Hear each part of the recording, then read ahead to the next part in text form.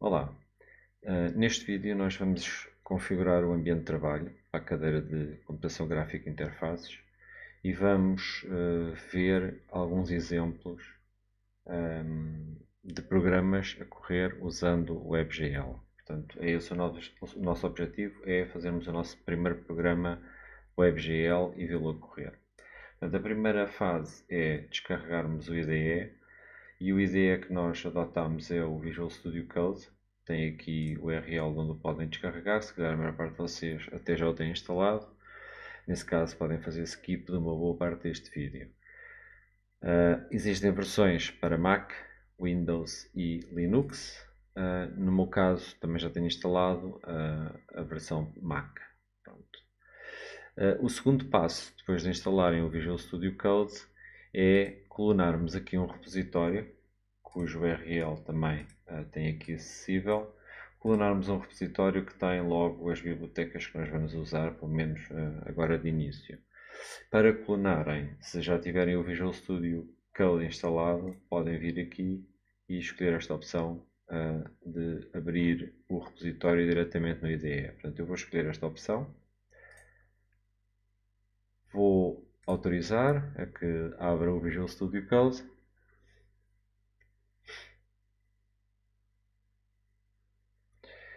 Vou autorizar novamente que ele abra o URL do repositório e agora vou selecionar uma localização para o repositório e eu vou escolher o desktop e dar aqui OK.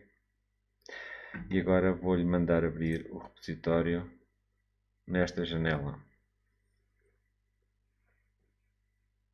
Portanto, quando isto acabar, o que vocês vão ter é uma configuração parecida com esta, portanto, uma pasta que se chama CGI 2122, que tem lá dentro uma pasta com bibliotecas e mais uns ficheiros na raiz, um gitignore e um readme, que são apenas placeholders. Portanto, nós vamos pegar então neste repositório e vamos acrescentar aqui pastas e ficheiros até termos o nosso primeiro exemplo a funcionar. Antes disso, a primeira tarefa é instalarmos extensões que nos vão ser úteis. Essas extensões podem ser acedidas a partir daqui, deste ícone. Portanto, podemos procurar as extensões e as que nos interessam são um servidor web, que se chama Live Server. Aparece aqui na lista de resultados e vamos pedir para instalar.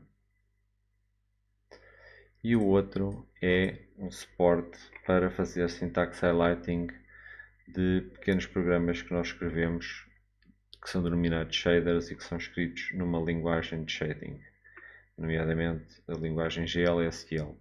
Para isso, procuram aqui shaders, ou melhor, shading. Ok, era shader, acho que é este exatamente, shader language support for VS Code, e vamos instalar isto também. E pronto, temos as nossas extensões necessárias instaladas. Portanto, podemos ver aqui que temos no separador das instaladas, temos o Live Server e os Shader Languages, Support for VS Code. Portanto, vamos então agora começar por montar o nosso primeiro exemplo. A primeira coisa a fazer portanto, estas bibliotecas vão ser recorrentemente usadas em vários exemplos, nos vossos projetos e, portanto, vamos deixar aqui esta pasta sossegada e vamos criar ao lado pastas para os laboratórios, portanto, para as sessões de laboratório e uma pasta para os projetos. Ok, está mal escrito, vamos corrigir, fazer rename, projects, ok. Agora, dentro da pasta Labs, vamos criar aqui um folder, vamos chamar exemplo 1. E dentro desta pasta vamos criar pelo menos 2 ficheiros. Portanto, os nossos programas são programas que correm dentro do browser e, portanto, precisamos ter um ficheiro HTML como ponto de partida. Vamos lhe chamar o nome tradicional index.html.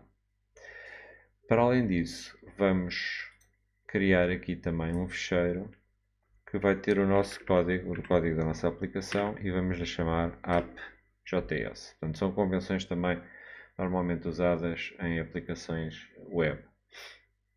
Em termos um ficheiro com a página que carrega os scripts e que faz o lançamento da aplicação, e a aplicação, o código propriamente dito, está num ficheiro chamado app.js.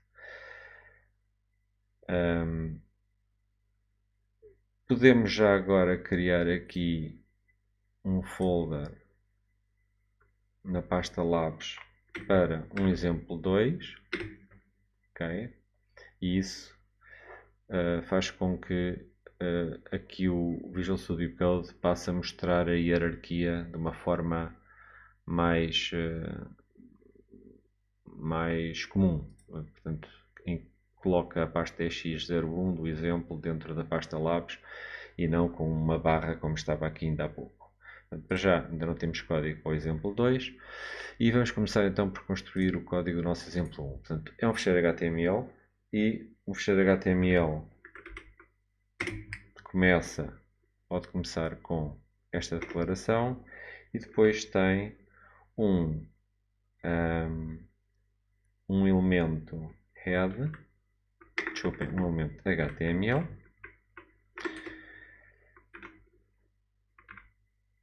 o fim, e agora aqui dentro temos uma secção de cabeçalhos e temos uma secção para o corpo do documento. Ok, portanto tenho aqui agora a minha cábula já à mão, para não me enganar. E por isso, portanto, na secção head vamos colocar aqui um título para a nossa página. Desculpa. Portanto, criar aqui um elemento title. O título que vamos dar pode ser exemplo 01. Depois vamos precisar também no corpo de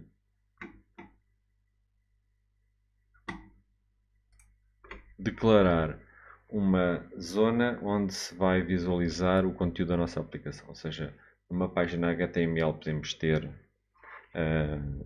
elementos que estão dispostos em hierarquias, divisões, tipicamente. Lá dentro tem pedaços de texto, parágrafos, podem ter botões, podem ter imagens. O que nós pretendemos para as nossas aplicações é que haja aqui dentro um elemento canvas, que é onde nós vamos fazer rendering. Para esse elemento canvas nós vamos lhe atribuir um ID, porque vamos necessitar de referenciar este elemento depois a partir do nosso código JavaScript. Portanto, um ID, neste caso eu chamo-lhe glcanvas, e uma dimensão, portanto, especificando aqui a sua largura e a sua altura, neste caso um canvas quadrado com tamanho 512. Pronto, temos o nosso canvas, e se agora quisermos ver o conteúdo desta página, nós podemos lançar o tal servidor web que é disponibilizado pela extensão Live Server, e isto faz com que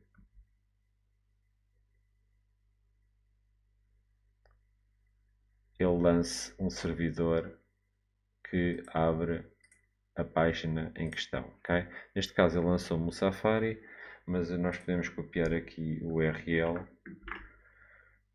e colocar aqui no Chrome o exemplo a correr. Pronto, não vemos nada de jeito, vamos fechar esta aba. Não vemos aqui nada de jeito, mas podemos verificar se a página foi ou não foi bem carregada. Portanto, aqui no Chrome existe uma opção para, deixa eu ver se eu encontro aqui, More Tools, Developer Tools, portanto, temos aqui um erro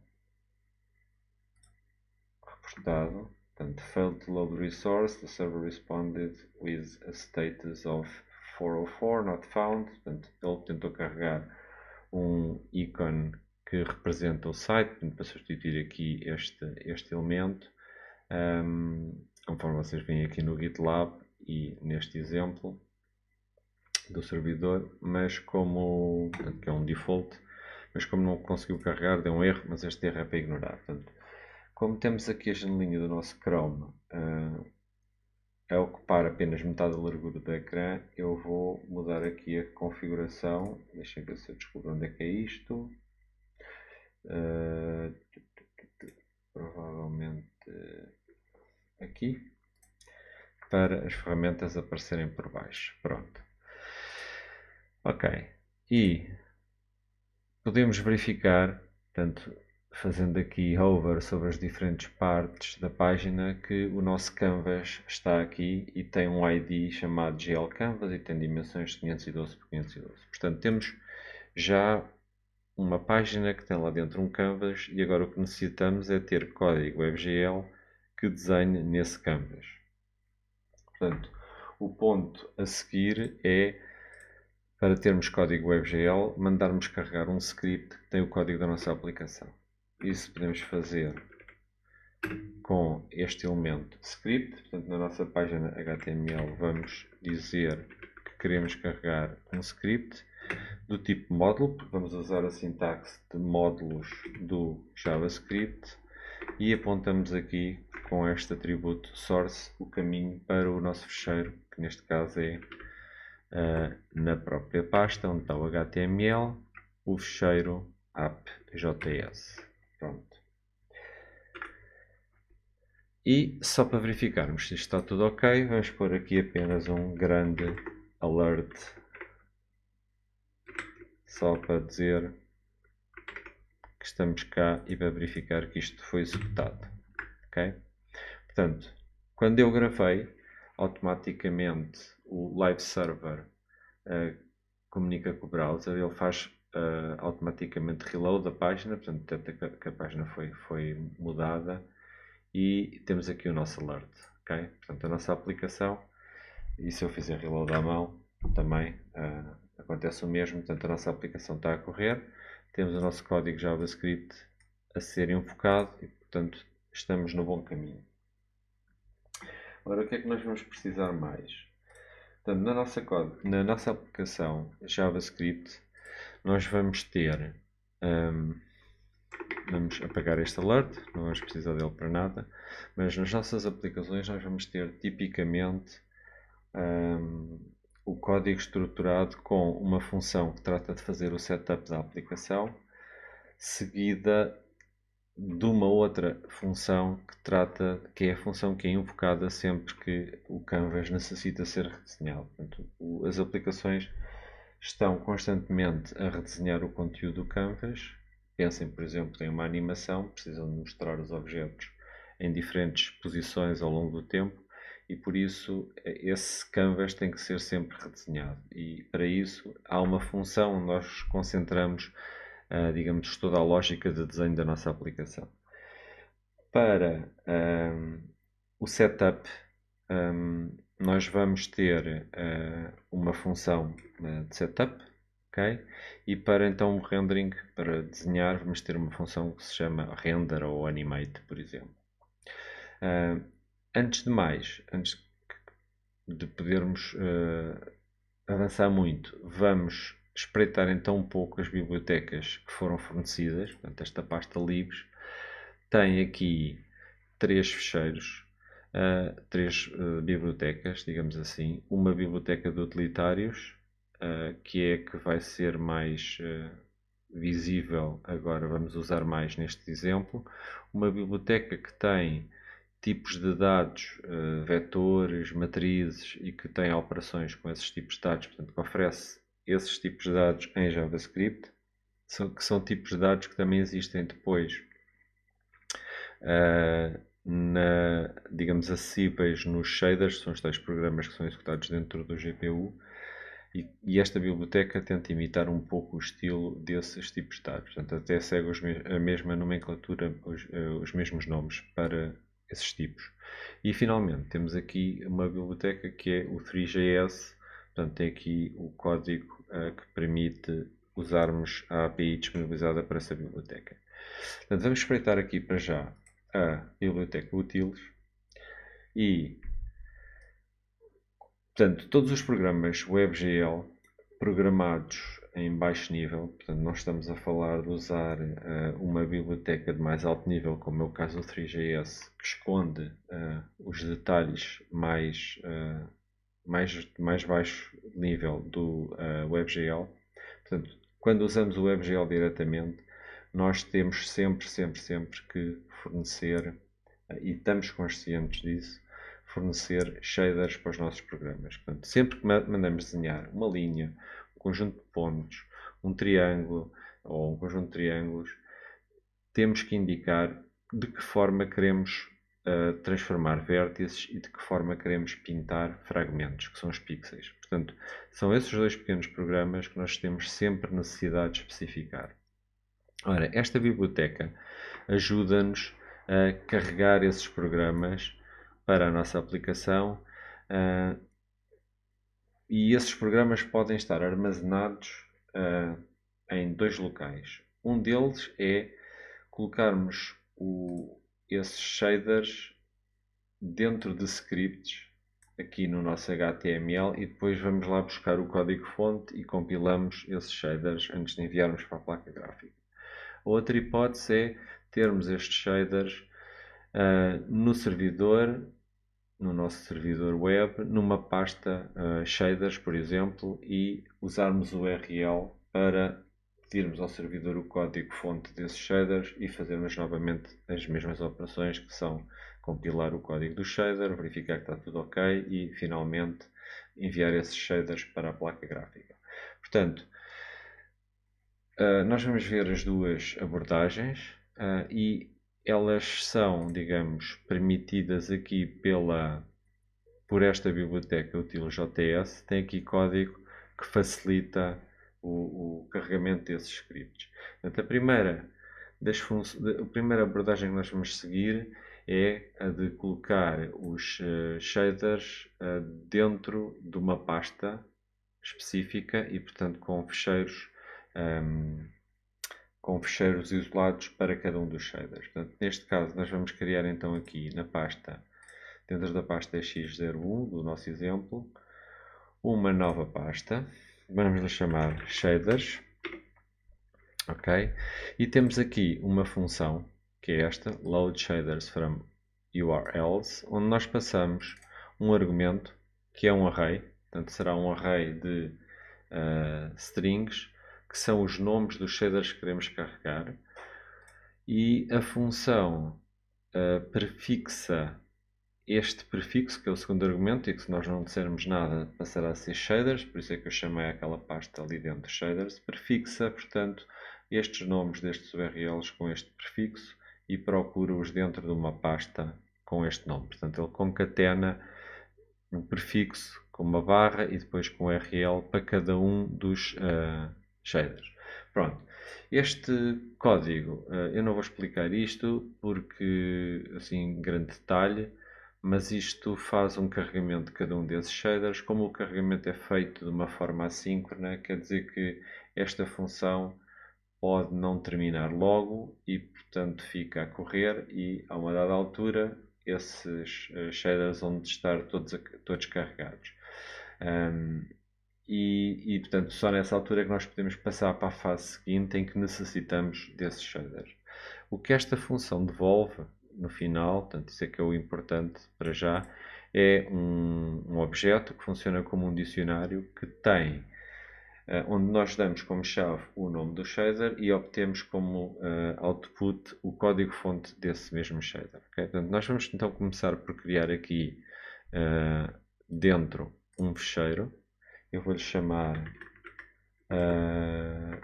shader.vert, portanto, é o Vertex Shader, é um shader que vai transformar vértices, ou seja, quando eu mando desenhar um triângulo, eu tenho que especificar coordenadas desses 3 vértices, e são estes 3 vértices que serão transformados por este shader. Portanto, uma invocação do shader por cada um desses vértices. E o output é um vértice transformado, portanto, sofreu alguma transformação, por exemplo, uma transformação geométrica, foi deslocado, foi calculada uma posição diferente para ele porque foi projetado.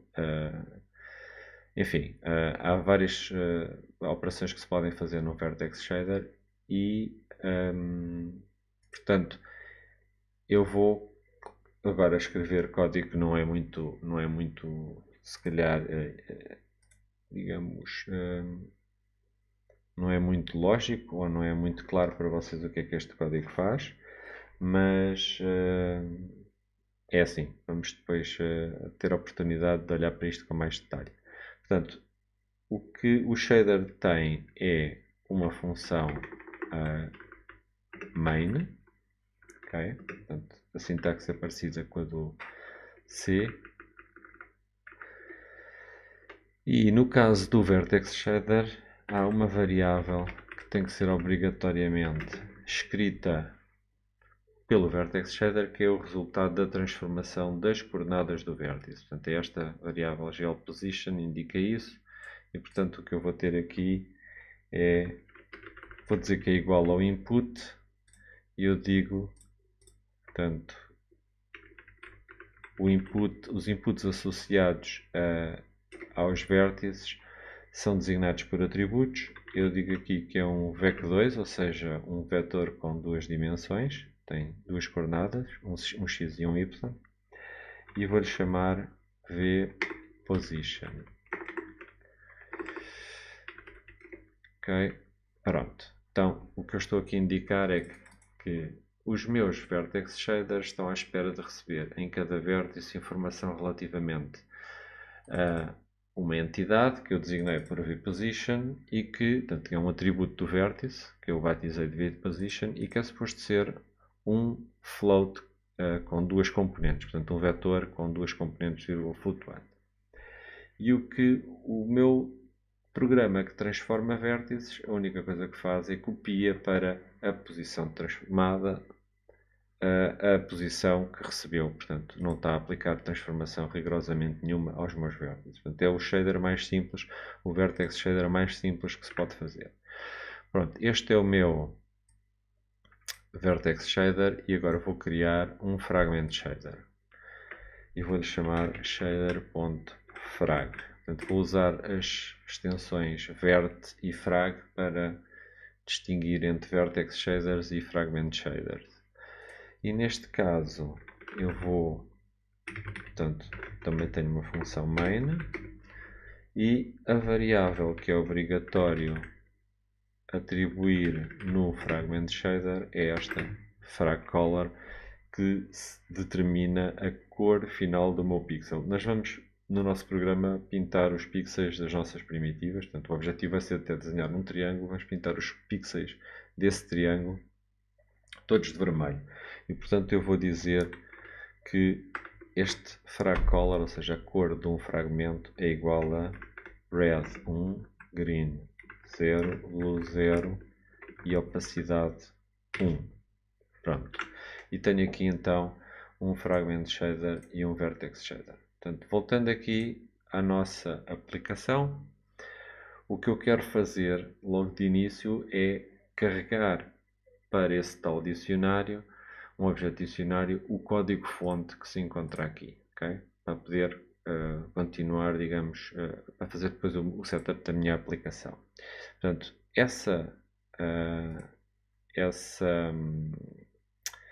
esse dicionário é construído usando aqui então a função load shaders from URLs desta biblioteca. Portanto, vamos ter que usar esta biblioteca utils e, nomeadamente, queremos usar esta função da biblioteca utils. Como é que podemos fazer isso? Bom, vamos indicar explicitamente então aqui no nosso código JavaScript que queremos importar que função queremos importar a função load shaders from URLs, de onde, bem, queremos importar isto desde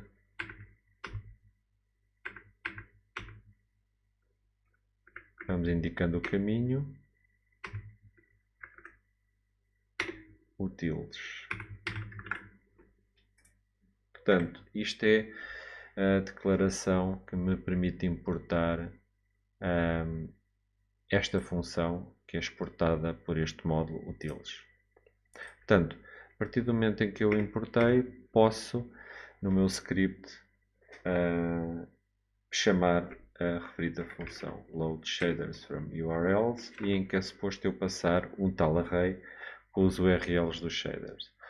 Portanto, se eles estiverem dentro da pasta shaders, eu não preciso de me preocupar com os prefixos. Portanto, o prefixo default, e então só tenho que entregar aqui o nome shader.verde. Portanto, um array com duas strings, em que a outra string é o nome do segundo shader, shader.frag. Pronto. Se quisesse, podia indicar aqui o prefixo, mas como estão dentro da pasta shaders, não preciso. Ok. Pronto. Esta digamos, função tem a tal característica de ser assíncrona e, portanto, nós temos que dizer que quando ela terminar, então eu quero que seja invocada uma outra função minha, ok? E eu vou chamar essa função setup e essa função vai receber como argumento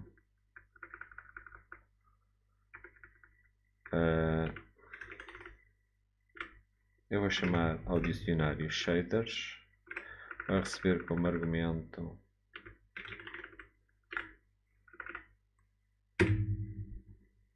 os meus shaders, portanto, que é o que é devolvido aqui por esta função load shaders from URLs. Portanto, se nós formos ver a definição, isto retorna um dicionário que vai ter lá dentro para cada chave que é o nome de um shader, o nome do fecheiro vai ter o código-fonte desse mesmo fecheiro, portanto, carregado dinamicamente. Ora, como é que nós podemos ver isso? Podemos ver isso a funcionar.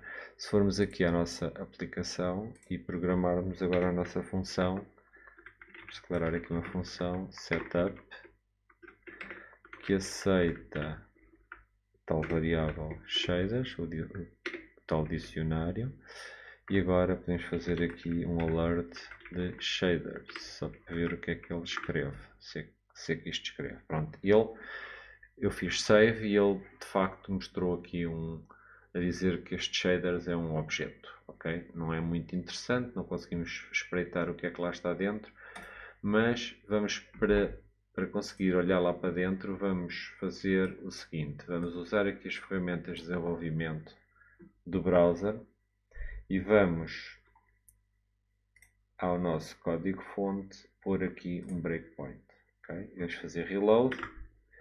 E agora o nosso programa vai parar nesta linha, quando a execução chega a esta linha de código e eu posso inspecionar o que é que este objeto tem. E se vocês repararem, o objeto tem um atributo que se chama shader.frag, que é, digamos, funciona como uma chave e cujo valor é o código-fonte do fragment shader. Reconhecem aqui o início do fragment shader, portanto tem uma função main que atribui à variável fragColor uma cor. E tem um outro campo, um outro atributo chamado shader.verde, uma outra chave, e cujo valor é o código-fonte do vertex shader. Pronto. Portanto, este é digamos, uma forma de carregarmos os nossos shaders, ok? Pronto, isto vocês não precisam sequer perceber exatamente como é que funciona a parte do carregamento assíncrono, basta copiarem este este mecanismo, portanto chamam a função load shaders from URLs, onde passam os shaders todos que querem carregar e depois invocam a função setup passando esses shaders como argumentos, ok? Pronto, vamos então apagar isto, já vimos que funciona e vamos tratar de tratar da inicialização da nossa aplicação. Como eu disse há pouco, portanto, as aplicações WebGL têm um código de inicialização e têm um código que é responsável pelo desenho do conteúdo que vai aparecer, portanto, fazer eventualmente alguma animação. Portanto, esse código de setup tem tipicamente aqui uma parte de setup, então, e depois o que faz é invocar uma primeira vez a função que faz a animação. Eu vou chamar isto call animate for the first time. Vou chamar a função animate. Às vezes as propostas do editor não são as mais adequadas e vou ter aqui uma função animate. Pronto. Ora, este esquema requer, portanto, para isto ser uma função de animação que é invocada regularmente, nós precisamos de instalar aqui uma espécie de um trigger, que é uma função que está disponível no objeto janela, portanto, no objeto que representa a janela do nosso browser, e que se chama request animation frame. E o que eu indico aqui é qual é a função que eu quero que seja chamada da próxima vez que o browser for fazer um refresh. Portanto, e é a própria função animate. Okay? Portanto, isto não se trata de uma chamada imediata à função animate, portanto, não é uma chamada recursiva da função animate, mas sim uma indicação ao browser de que no próximo ciclo de refrescamento do ecrã eu quero que esta própria função animate seja chamada. Okay? Pronto, e agora aqui é que tenho o meu código de desenho. Okay? Drawing code. Ok, então vamos ver qual é que é o setup de um programa WebGL. Pronto, a primeira coisa que nós temos que fazer, reparem, temos um canvas aqui na página, é associar um contexto WebGL a esse canvas. O que é um contexto WebGL? Um contexto WebGL é uma variável que nos dá acesso à API do WebGL. Portanto, e essa variável vai estar ligada a este canvas. Portanto, a primeira coisa a fazermos é declararmos aqui uma variável, pode ser const, porque ela não vai mudar, e que é referência para o meu canvas. Como é que eu faço como é que eu obtenho a referência para um objeto da minha página HTML? Pedindo ao objeto document para me dar o elemento que tem um determinado ID. Se vocês repararem, quando criamos aqui o canvas, ele tem o ID glcanvas. Portanto, é isso que nós vamos fazer, é colocar aqui glcanvas. Pronto, e esta variável agora vai passar a ser uma referência a este canvas que aqui está. Pronto, e o que é que nós queremos fazer com este canvas? A partir deste canvas eu quero criar a minha variável que dá acesso à API do WebGL. Pronto, vamos espreitar aqui na biblioteca utils e vamos olhar aqui para uma função que se chama setupWebGL e que ela está à espera de receber um canvas e portanto, ele diz creates a WebGL context e se a criação falhar, então arranja maneira de mostrar isso de forma elegante na página. Em princípio não irá falhar, porque os browsers suportam todos WebGL hoje em dia, há uns anos não, e este código faria sentido. Portanto, o normal é termos um browser que suporta WebGL e isto não vai falhar. Portanto, algures aqui isto acaba por criar um contexto e retornar o contexto e usa aqui uma função auxiliar chamada create3dContext. Portanto, a única coisa que nós temos que passar é um canvas e um conjunto de atributos opcionais, para já não nos vamos preocupar com eles. Portanto, são opcionais. Portanto, para isso, vamos então criar o nosso... Isto vai, portanto, chama-se... Como é que se chamava a função? Setup WebGL. Portanto, vamos aqui chamar a função setup WebGL e vamos passar o canvas, esta variável canvas, como argumento, ok? E não passamos nada como argumentos, como segundo argumento. Aquelas opções podem ser usadas para inicializar o canvas. Ora, isto vai devolver uma, conforme diz, não diz. Antes de mais, eu tenho que dizer que quero importar isto também da biblioteca. Pronto. E agora já me diz que a função setupWebGL devolve um WebGL rendering context. Portanto, eu vou ter que declarar uma variável para guardar isso, e essa variável o que vai acontecer é que ela vai ser usada não só na função setup, mas na função animate, ou seja, se é a variável que nos dá acesso à API do WebGL, é natural que na função que trata da animação eu preciso dessa variável, e, portanto eu vou torná-la uma variável global. Vou declará-la aqui e vou, como o JavaScript não é uma linguagem fortemente tipificada, portanto o sistema de tipos não nos obriga a declarar variáveis de um determinado tipo, eu vou indicar, para a nossa salvação, para podermos ter ajuda aqui do editor, que a variável que se segue é um WebGL rendering context. Pronto, é deste tipo. E agora a anotação está feita, portanto isto é uma anotação tipo, é um comentário, mas que o IDE entende, e portanto se eu escrever gl. Qualquer coisa tenho acesso às funções todas, às constantes neste caso, e às funções da API do WebGL, ok? Portanto, resumindo, fomos buscar uma referência para o canvas e chamamos a função setupWebGL, passando esse canvas, e queremos que o resultado desta função afete a nossa variável global GL, ok? Portanto, o resultado disto é do tipo WebGL rendering context, e é isso que nós vamos guardar na variável GL.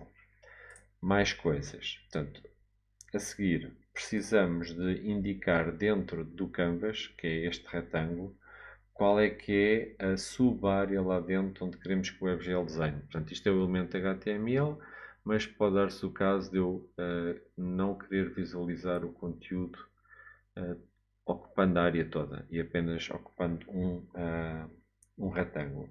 Bom, para isso eu tenho que especificar um visor, e o visor no sistema de coordenadas do ecrã é especificado, neste caso, a partir do canto inferior esquerdo, que é a origem, 00, e eu dou o canto inferior esquerdo do visor. Se eu quiser um visor que se situa aqui neste retângulo, tenho que dizer que quero que comece aqui, e depois dou a largura e a altura. Neste caso nós não queremos que ele comece noutro sítio que não cá em baixo, que é o 00, o canto inferior esquerdo, e a largura e a altura são a largura e a altura do canvas. Como é que eu faço isso? Invocando aqui,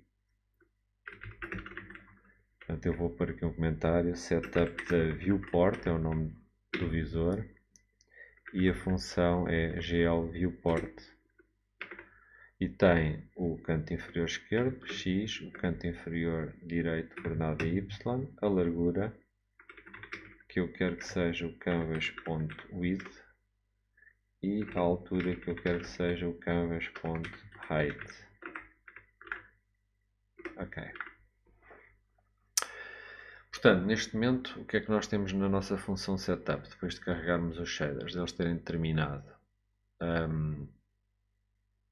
Eu não disse há pouco, mas um script JavaScript que é incluído a partir do fecheiro HTML é executado todo assim que ele é carregado. Ora, neste caso, nós temos aqui declarações de variáveis, declarações de funções que não desencadeiam a sua execução logo.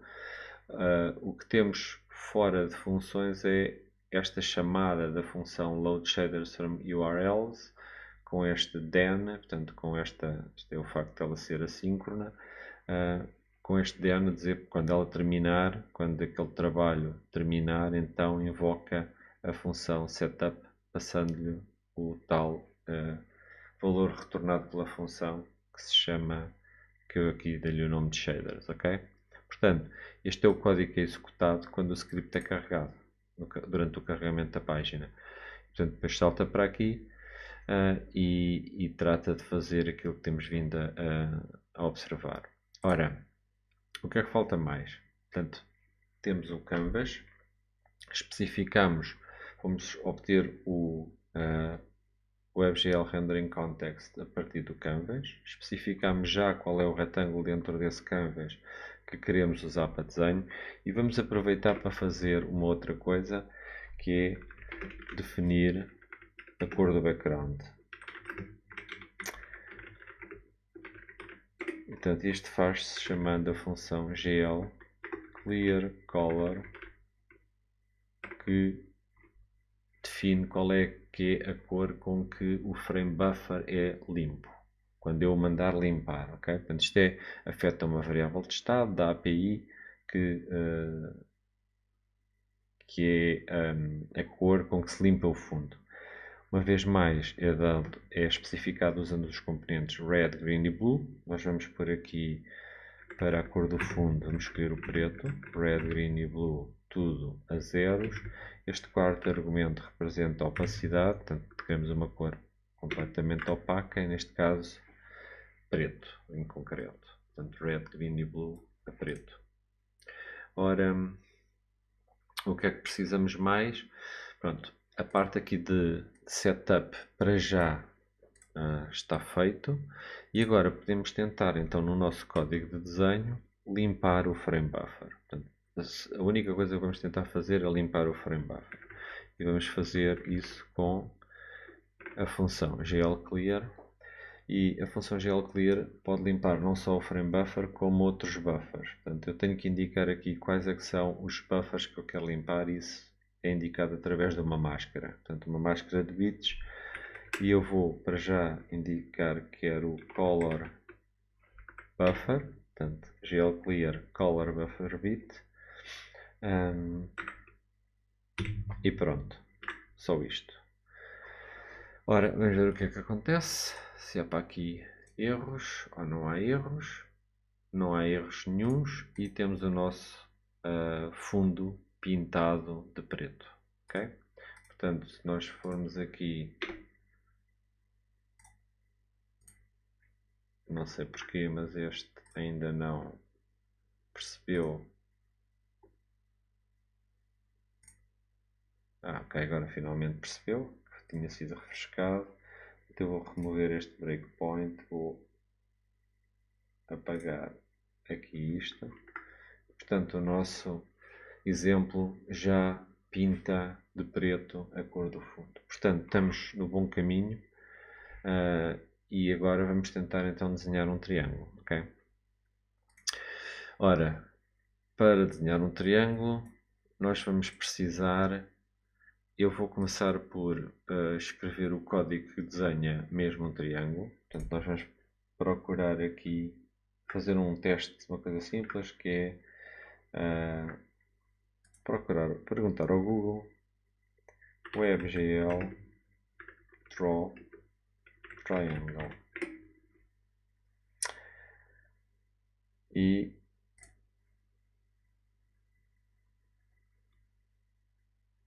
neste resultado, por exemplo, que eu não sei exatamente o que é, não, portanto, não vi isto previamente, Mas este exemplo, uma pessoa olha para isto e fica um pouquinho assustado porque, epá, isto é o código que é necessário para desenhar um triângulo, como está aqui. Ok, vamos tentar perceber o que é que estão para aqui. De facto, há aqui uns vértices, estão guardados aqui num array. Vamos lá ver onde é que... Depois há aqui uns buffers. Bind buffer, buffer data, bind buffer, index buffer, bind buffer, enfim, uma grande complicação, tudo para desenhar um triângulo. Vamos tentar perceber onde é que está mesmo o código que manda desenhar o triângulo.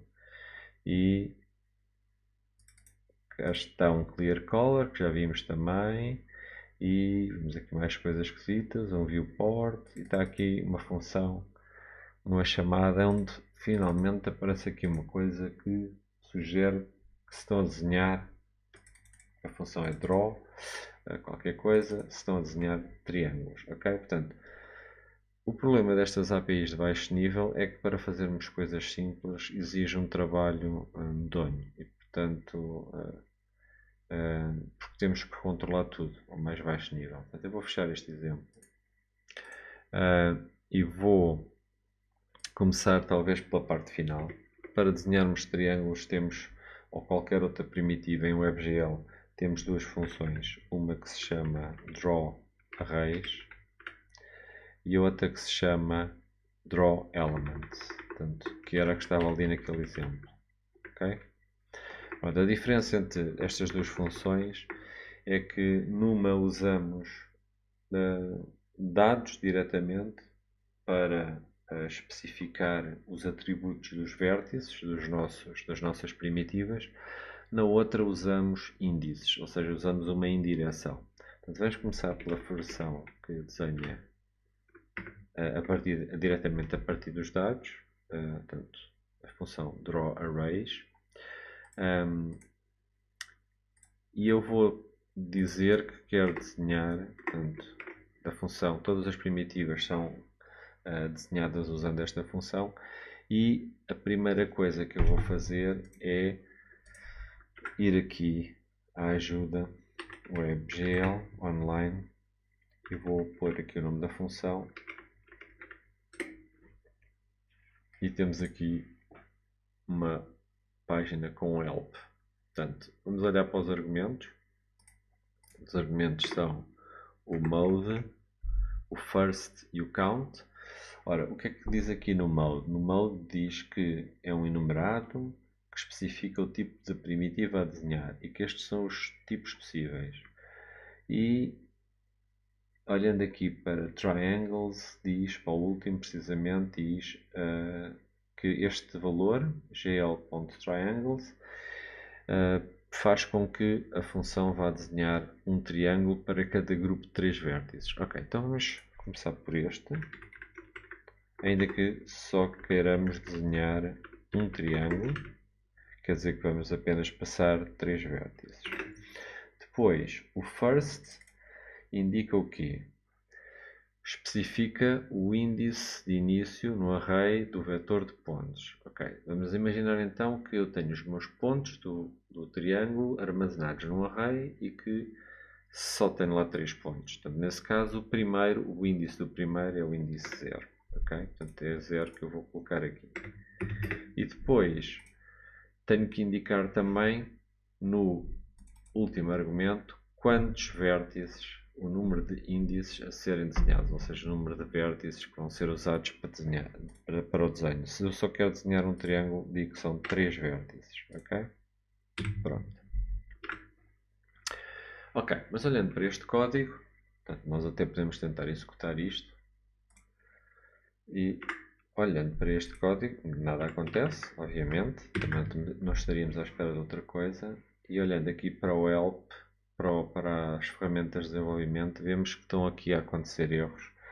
Nomeadamente, ele está-se a queixar que a operação drawArrays no valid shader program in use. Ok, portanto, o que é que isto significa? Significa que na altura em que nós fomos chamar a função GL drawArrays, que é uma função que vai desenhar primitivas, não especificamos à placa gráfica como é que queremos que os vértices dessas primitivas sejam transformados e como é que queremos que os pixels dessas primitivas sejam pintados. Portanto, é isso que nós temos que fazer previamente, ou seja, temos que pegar nos shaders que nós carregamos para memória, para um dicionário, e temos que com eles criar um programa e tornar esse programa o programa que está ativo num determinado momento. Okay?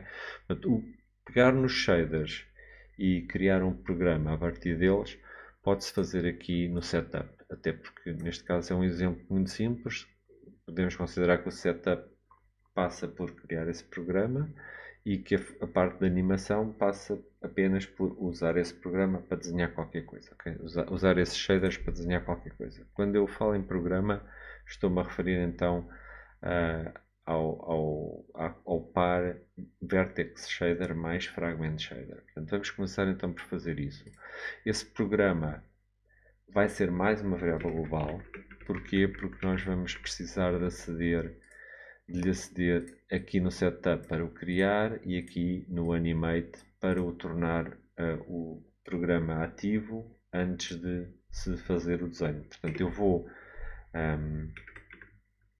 já colocar aqui a instrução que torna um programa, ou seja, um conjunto, um WebGL program, não é uma aplicação WebGL, é um conjunto de um Vertex Shader e um Fragment Shader. Então eu vou torná-lo ativo, ok? Portanto, a função para isso é esta useProgram e eu tenho que fornecer como argumento o programa. E agora, falta-me inicializar a variável, está ali declarada. Como é que nós inicializamos a variável? Portanto, nós, a partir do momento em que criamos aqui a variável do tipo GL, que inicializamos, portanto, o nosso WebGL Rendering Context, podemos então tentar criar um programa a partir dos dois shaders. Portanto, isso envolve uma série de passos e que também nos estão facilitados aqui uma vez mais nesta biblioteca utils. E temos aqui uma função que se chama Build Program from Sources. Portanto, o que é que eu tenho que fazer nesta função? Tenho que lhe passar um WebGL Rendering Context, o source, portanto, uma string com o código-fonte de um Vertex Shader e uma string com o código-fonte do Fragment Shader. Portanto, eu vou precisar de chamar esta função no meu programa principal e, portanto, vou colocar aqui mais um import, dizer que quero importar isto dali, build program from sources, e vou chamar essa função aqui build program from sources, cujo objetivo é obviamente afetar a variável program. Tenho que lhe passar o rendering context como argumento e agora o source do Vertex Shader e o source do Fragment Shader. Pronto, como aquela variável que nós recebemos ali, shaders, é o tal dicionário, vou pôr aqui shaders, como é que nós chamamos aos Vertex Shaders, shader.vert.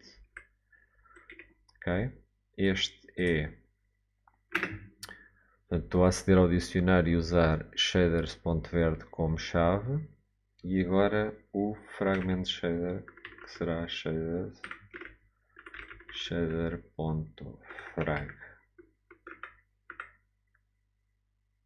Ok. Nova fora e aqui fora. Ponto e vírgula. Pronto. E ele diz cannot find shader source. Portanto, tivemos aqui uns erros. Porquê? Porque eu me enganei a escrever shader, claro. Sou disléxico, pelos vistos. Ok, e agora temos, aparentemente, o comportamento mudou. Portanto, não se queixou que não conseguimos carregar shaders, mas sim que os shaders têm erros. Ok? Portanto, temos um erro que ele diz dimension mismatch, assign cannot convert from attribute IP to component vector of float to position IP for component vector of float. Ok, para já não vamos preocupar-nos com o nosso código fonte dos shaders, mas estão carregados, ok? Portanto, não temos um programa, porque está a dar erro, ok? Portanto, deixem-me só confirmar que eu não fiz nenhuma asneira no Vertex Shader. Aqui na minha cábula.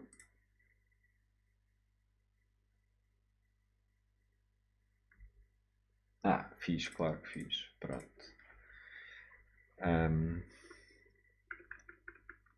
Mas não há problema. Ok, eu vou corrigir então isto. Portanto, o que se passou aqui é o seguinte.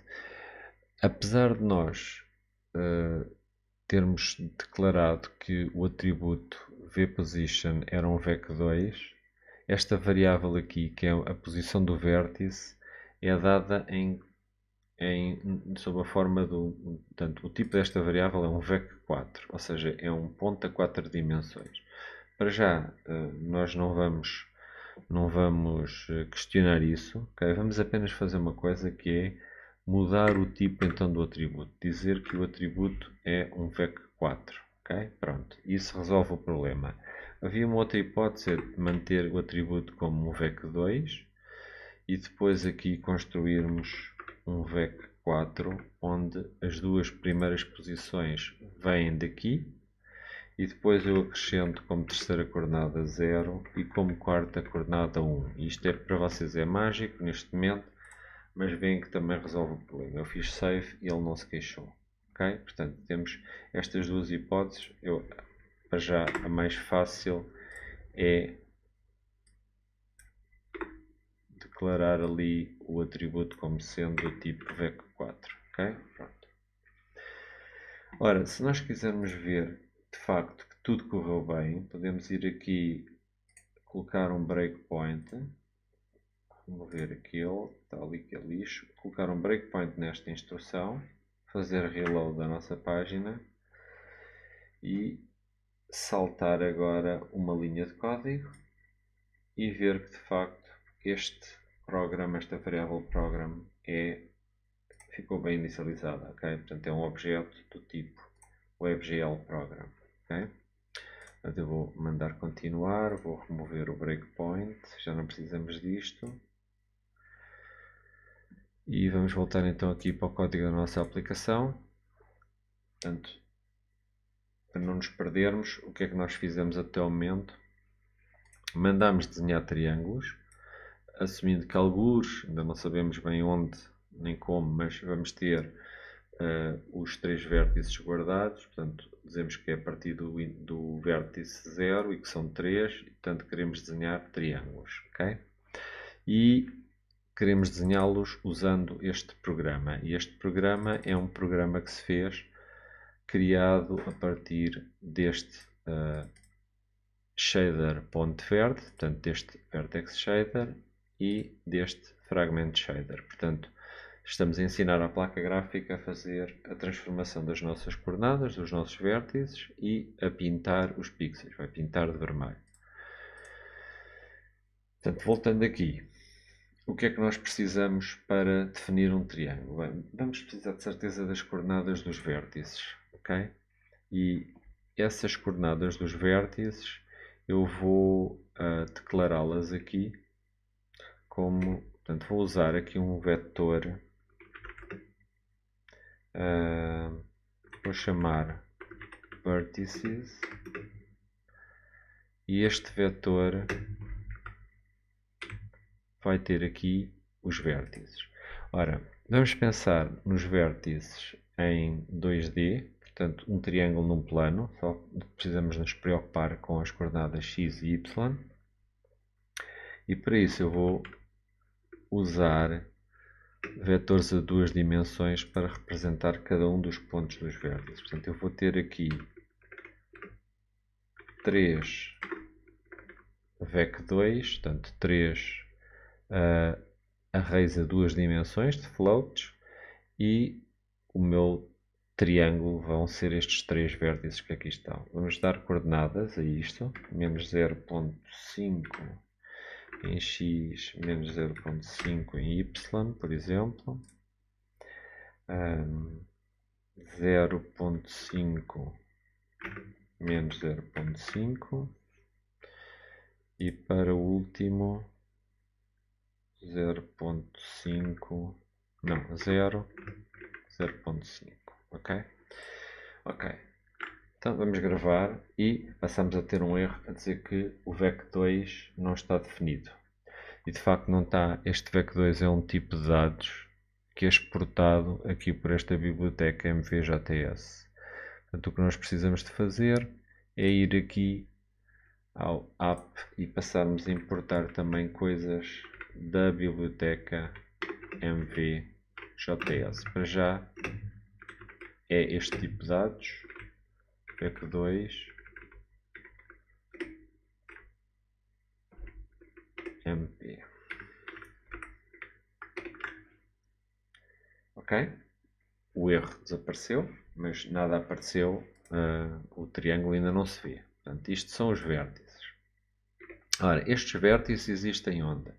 Existem nesta variável que está em que memória? Na memória do CPU. A memória acessível pelo CPU, portanto, isto é JavaScript. Portanto, o que nós precisamos para desenhar, quando chegarmos aqui a este ponto, é que os vértices residam num buffer, mas na placa gráfica. Portanto, vamos ter que fazer esse primeiro trabalho, que é transferir da zona de memória do CPU as coordenadas dos vértices para uma zona de memória que estará residente no GPU. Portanto, para isso vamos precisar de um buffer e vamos precisar de criar um buffer. A função que cria um buffer chama-se createBuffer. Podemos procurar aqui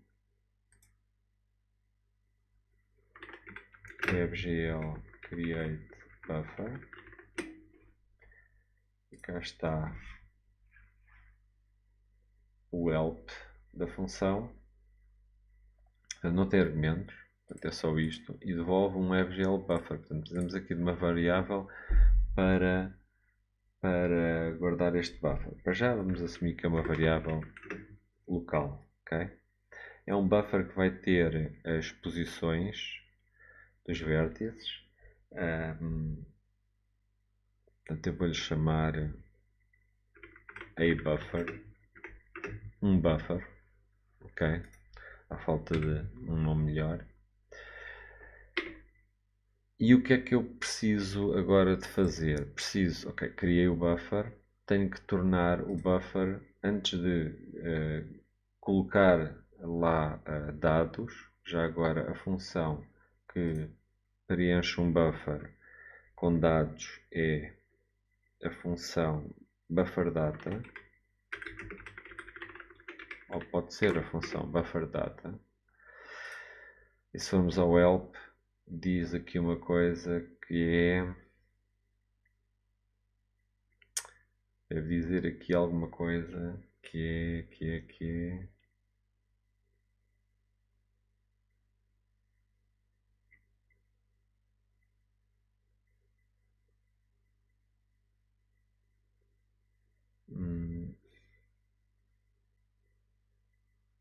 ok, não diz, mas tem aqui um exemplo. Pronto, se formos ver um exemplo de utilização, primeiro cria-se o buffer e depois tem que se chamar, antes de chamar a função bufferdata, tem que se chamar a função bindBuffer para tornar este buffer ativo. Ok? Portanto, como é um array que guarda valores e não índices para vértices, o buffer é do tipo ArrayBuffer. O outro tipo que existe é um element buffer. Portanto, para já nós vamos guardar aqui, vamos tornar aqui o buffer. Portanto, é um buffer usado para o draw arrays. Se fosse um buffer para ser usado com draw elements, outra função para desenhar primitivas, o buffer era de outro tipo. Portanto, neste caso, queremos fazer bind buffer. de que então, eu tenho que dizer que este buffer é um array buffer, portanto é um buffer para guardar dados de vértices e tenho que lhe dizer qual é que é o buffer. Ok, pronto, tornei este buffer que acabei de criar como o buffer corrente e ele é um buffer, digamos, que fica associado ao armazenamento de atributos dos vértices, ok? E não de índices. E agora já posso chamar a função bufferData. Ora, há duas versões desta função, duas variantes. A que nós estamos interessados é não esta, mas sim esta, onde indicamos um buffer, indicamos, portanto, o buffer que queremos preencher, indicamos o sítio onde nós temos os nossos dados para preencher aquele buffer e indicamos a natureza daqueles dados, ok? Portanto, é um terceiro argumento. Isto agora parece tudo muito confuso e depois é preciso ir ganhando prática para assimilar. Portanto, o que nós temos que fazer é, primeiro, dizer qual é o buffer. Peço desculpa, dizer que é o buffer deste tipo. O dizer qual é o buffer é fácil, porque o buffer deste tipo está ativo, é a buffer, que foi ativado, tornado ativo na instrução anterior. Portanto, o WebGL tem muito a API tem muito estas coisas, que são argumentos. Vocês olham para aqui e dizem, então, mas não está aí a dizer que este buffer data vai preencher neste buffer. Não, estou a dizer que vamos preencher num buffer do tipo ArrayBuffer e o buffer do tipo ArrayBuffer que está ativo neste momento, que está bounded, é este ABuffer. Portanto, foi tornado ativo na chamada anterior. Ok, pronto. Agora aqui são os nossos vértices. Portanto, nós gostaríamos de pôr isto assim. E, portanto, era a segunda versão. E neste usage, vocês veem aqui no exemplo esta constante GL static draw. Portanto, a outra alternativa era GL dynamic draw. Isto estamos a indicar que nós vamos preencher o buffer e que não vamos mudar as coordenadas. Portanto, é uma int para o driver saber que este buffer, o seu conteúdo, a aplicação está a dizer que não está interessada em mudar o conteúdo do buffer, em fazer-lhe alterações. Portanto, o driver pode otimizar isto e tornar este pedaço de código residente permanentemente na memória do GPU, caso assim o entenda. Portanto, neste momento, o que é que acabamos de fazer? Criámos um buffer, declarámos que esse buffer ia conter dados de atributos dos vértices, portanto é para isso que serve este tipo, ArrayBuffer, e preenchemos o buffer que estava ativo do tipo ArrayBuffer com os dados que estão no meu array vértices e digo que não estou interessado em modificar o conteúdo desse buffer. Ok, pronto, aqui há uma pequena nuance que é o seguinte: este segundo argumento não pode ser este objeto. Portanto, este segundo argumento tem que ser um array nativo de floats. E, portanto, precisamos converter estes arrays de 2 floats, portanto, este array que tem lá dentro 3 elementos que são, cada um deles, um array com 2 floats, precisamos de converter isto num float 32 buffer. É um tipo de dados nativo, portanto, não é o tipo de dados number do JavaScript para representar números, mas sim o tipo de dados floating point de 32 bits que se costuma usar em linguagens como, por exemplo, o C, e que, portanto, que segue a norma do I3ES, eu não me lembro do número, 700 e qualquer coisa, 794 ou uma coisa assim. Portanto, a norma do I3ES que representa o formato dos floating points. Felizmente, na biblioteca MVJS temos aqui uma função que se chama flatten, que faz aqui uma data de coisas, porque esta função funciona para matrizes, funciona para o tipo de dados MAT2, MAT3, MAT4, que a própria biblioteca disponibiliza, e funciona para arrays de VECs, por exemplo, que é o nosso caso, arrays de VEC2, um array com vários VEC2 lá dentro. E, portanto, ela própria tem aqui a lógica para tratar os diferentes casos e cria aqui um float 32 array, que é o tipo de dados que, tanto o tal array de números de vírgula flutuante de 32 bits. Eu acho que há pouco disse, chamei-lhe float 32 buffer, mas não, float 32 array. Portanto, e preenche os elementos que lá estão dentro. Portanto, precisamos de usar isto no nosso programa e, portanto, aqui onde está vertices, vamos chamar flatten vertices. O que faz é basicamente passar estes números menos 0.5, menos 0.5, 0.5, menos 0.5, 0, 0.5 para um array do tipo float 32 buffer com estes números lá seguidinhos, ok?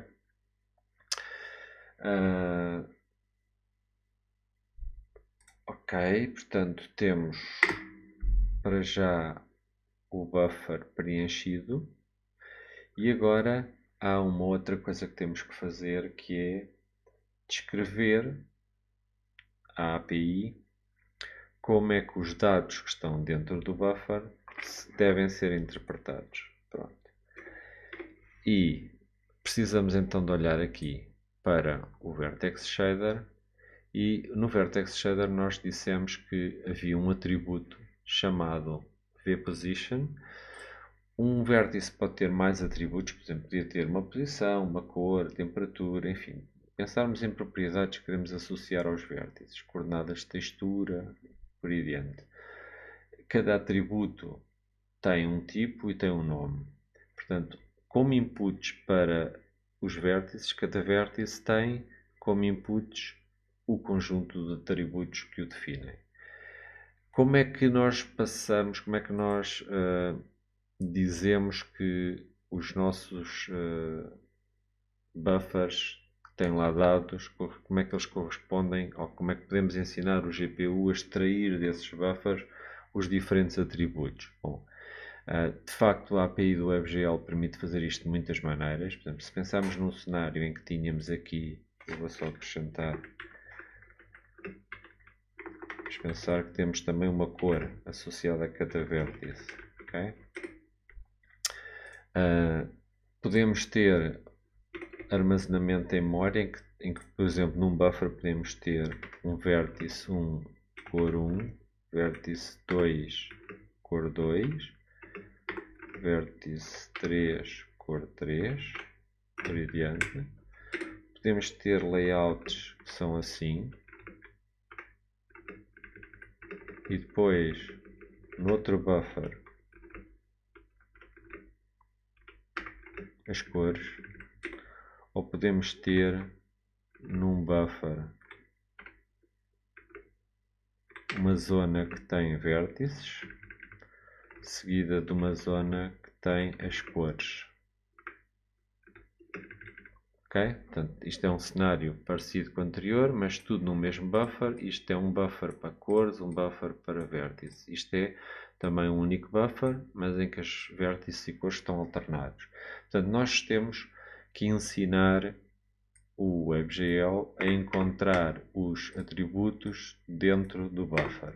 No nosso caso, só temos um atributo, não há lá buracos, portanto, cada dois floats correspondem a um vértice, às coordenadas de um vértice, ainda que esse vértice está aqui declarado como sendo 4 floats, mas já lá vamos. Portanto, o que é que temos que fazer? Temos que descrever como é que cada atributo se encontra armazenado num buffer. Portanto, a primeira coisa a fazer é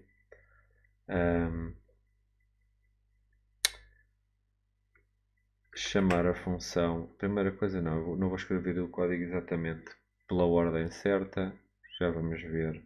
Portanto, a função que descreve attrib pointer, vertex attrib pointer, assim aqui é, vertex attrib pointer. Esta função é que descreve o layout de cada um dos atributos dentro de um buffer. E o primeiro argumento é um identificador para o atributo, portanto é um índice para o atributo que nós vamos ter que obter primeiro, ok? Previamente.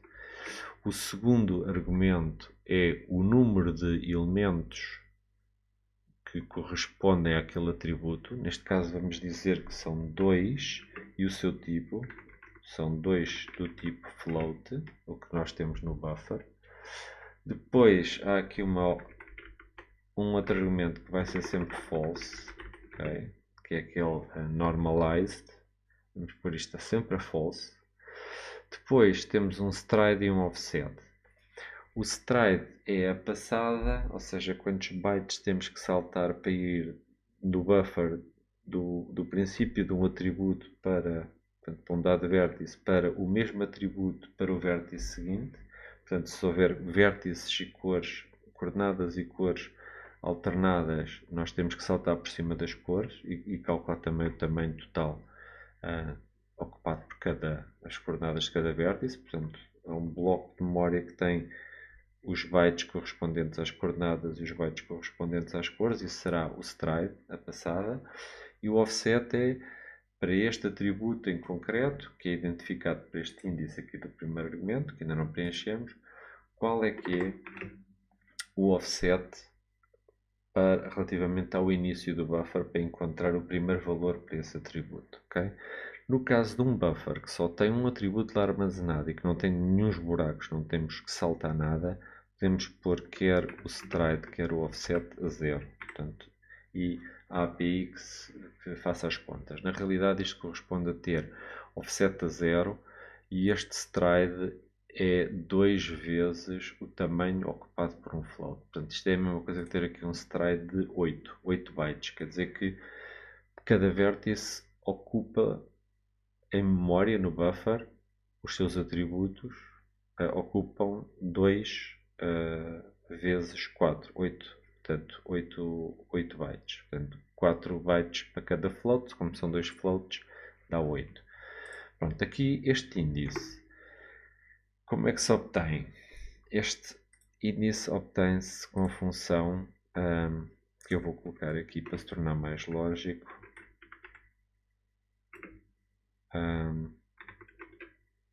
Vou-lhe chamar vPosition, portanto, e obtém-se com gl attrib get attrib location, portanto, para obter a localização de um atributo dentro do programa. Portanto, eu vou ter que dar aqui qual é que é o programa, só temos um, portanto, o tal conjunto vertex shader fragment shader, e qual é que é o nome do atributo. O nome do atributo é esta string, vPosition. Portanto, ele vai ao código do vertex shader, os atributos dizem respeito aos vertex shaders, vai aos vértices, portanto são tratados no vertex shader, vai ver qual é que é o índice deste atributo. Se houvesse mais, isso seria de facto, dependeria do sítio onde estava declarado. Não havendo, é provável que, portanto, isto é o atributo 0, se houvesse mais seria o atributo 1, atributo 2, não sei se ele numera de cima para baixo, de baixo para cima, mas a cada atributo distinto ele associa um vértice e para nós não, o melhor é nós não assumirmos que estão numa determinada ordem e a API oferece-nos esta função getAttribLocation, dou-lhe um programa previamente construído a partir dos shaders e ele dou-lhe também o nome do atributo e ele dá-me o tal índice. Portanto, eu agora vou colocar aqui é aquela variável. vPosition corresponde a este atributo do nome vPosition. Agora descrevo aqui o layout e tenho que ativar este atributo.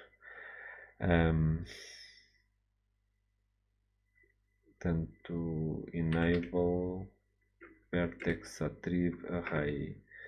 é o nome da função para fazer enable deste atributo e tem que dizer qual é que é o atributo usando o tal índice. Portanto, esta variável vPosition que aqui está. Pronto, neste momento, vamos recapitular. O que é que nós acrescentamos aqui ao programa? Acrescentamos-lhe um array com vértices, criamos um buffer, dissemos que este buffer tornámo-lo ativo e capaz de receber dados associados a vértices, despejamos para o buffer associado a este tipo, portanto, array buffer para o buffer atual, portanto, o buffer que está ativo deste tipo, que foi ativado ali na linha anterior. Despejamos para lá uma versão destes vértices em formato de números de vírgula flutuante, todos seguidinhos, e indicamos que nós estávamos interessados em mudar as coordenadas do conteúdo daquele buffer. Depois fomos buscar o índice do atributo do nosso programa, o atributo vPosition, e dissemos que, atenção, o atributo vPosition corresponde a 2 floats e estão empacotados no buffer seguidinhos, portanto faz lá as contas, 2 floats são 8 bytes e isto começa logo no primeiro byte do buffer. E ativamos aquele atributo. Pronto, e neste momento, se nós formos ver o nosso programa, o output dele, o que é que aconteceu? Houve aqui qualquer coisa que se estragou. Flatten is not defined. Porque eu não importei o flatten da função daqui, esqueci-me. Ok, pronto. Agora importei o flatten e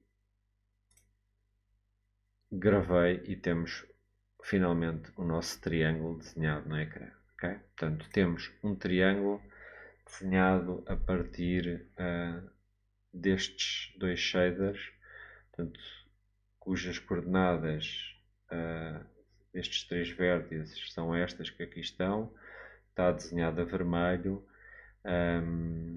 e, portanto, está a fazer aquilo que nos propusemos a fazer no início. Okay?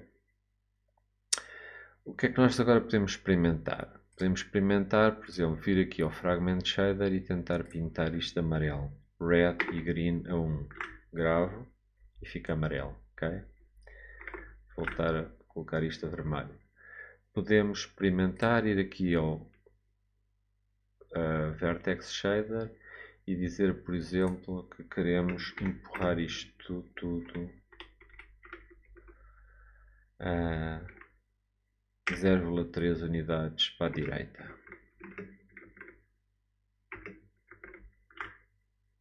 E o nosso vértice, o nosso triângulo deslocou-se 0,3 unidades para a direita. Ou então, se fosse menos 0,3. Ou então, também para cima. Ok? Pronto. Como podem ver, é a prova de que este código está a fazer alguma coisa no nosso programa. Pronto, vamos deixar isto tal e qual como está. Só para terminar este ponto, queria agora só chamar-vos a atenção para um pormenor. Apesar de termos dito que o atributo era do tipo vec4, quando nós passamos atributos de um tipo vetorial com menos dimensões para os shaders, portanto para um vertex shader, quando nós aqui na aplicação dizemos que só temos 2 floats e isto vai alimentar o atributo vPosition, que é o atributo que se chama vPosition, string vPosition, aqui dentro do código, e ele é do tipo vec4, o WebGL automaticamente faz aqui uma promoção de tipos. Portanto, quando nós estamos a passar dados que estão num buffer de um tipo vetorial com menos coordenadas, menos posições do que o tipo que vai receber o valor, e essa promoção é, se for de um vec2 para um vec4, mete a coordenada z, que é a terceira, a 0, e mete a coordenada w, que é a quarta, a 1. Se for de VEC3 para VEC4, portanto temos x, y, z e faltou-nos dar o w, ele mete o w a 1. Okay? Portanto, são essas as regras automáticas de promoção, que também são válidas para cores, porque as cores também podem ser, são armazenadas em VECs. Podem ser VEC3, não tem opacidade, automaticamente a opacidade vai a 1, ou podem ser VEC4 e nesse caso nós já especificamos a opacidade de antemão. Okay? Pronto, só para vocês verem que o mesmo programa se pode, digamos, construir tendo os shaders não aqui numa pasta shaders, mas sim armazenados aqui dentro do HTML sob a forma de scripts. Eu vou modificar o programa para usar não estes shaders, mas sim umas versões idênticas, vão fazer exatamente a mesma coisa, mas que estão aqui dentro dentro do fecheiro HTML sob a forma de scripts. Então eu vou declarar aqui dois scripts. O type pode ser, se eu não me engano, é melhor ir ver a cábula. O type, ok, xshader barra vertex shader. E agora vou-lhe dar como ID o mesmo, para não mudar mais nada no programa, vou-lhe dar como ID o nome do fecheiro que existia à parte. Portanto, shader.vert. Isto é só um identificador para este script. Este script, cujo código vai estar aqui inline, tem este ID, ok? Portanto, por acaso o ID é o mesmo que usamos para o nome do respectivo shader. Vou copiar o código aqui para dentro, ok? Portanto, temos aqui um script chamado shader.vert, que é deste tipo, faz parte do HTML, mas como é um script e é ignorado, sendo deste tipo é ignorado, ele não tenta interpretar isto. Portanto, é algo que fica ali na estrutura do próprio documento e que nós depois podemos aceder para ir buscar o seu texto, ok? Para compilarmos e formarmos um programa. E vamos fazer a mesma coisa para o shader.frag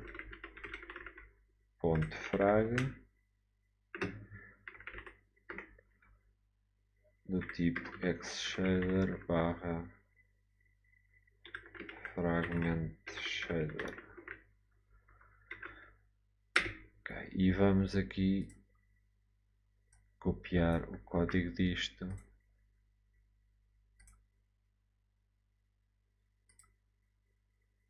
para aqui.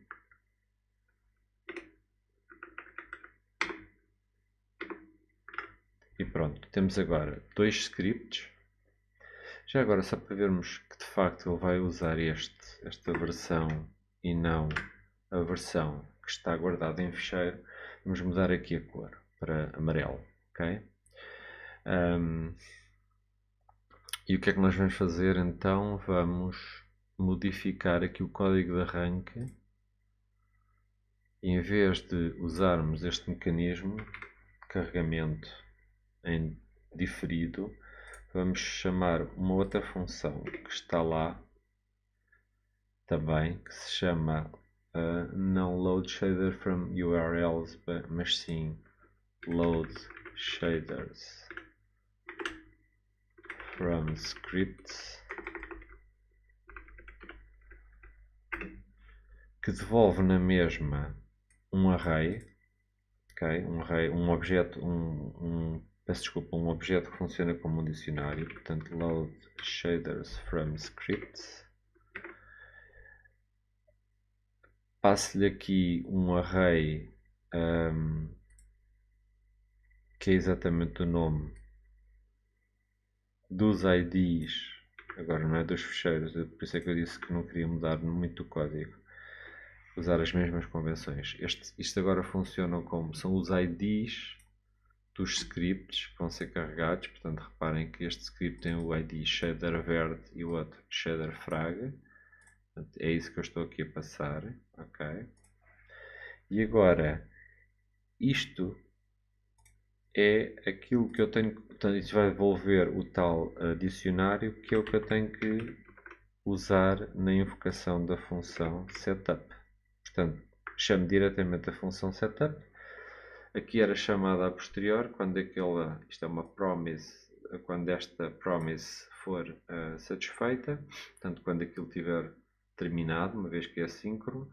Aqui é síncrono, portanto, esta função devolve-me já assim que terminar, isto fica bloqueado à espera que ela termine, o tal objeto, que é um dicionário. Eu chamo o setup usando como argumento esse objeto, portanto vai ter os meus shaders, ok?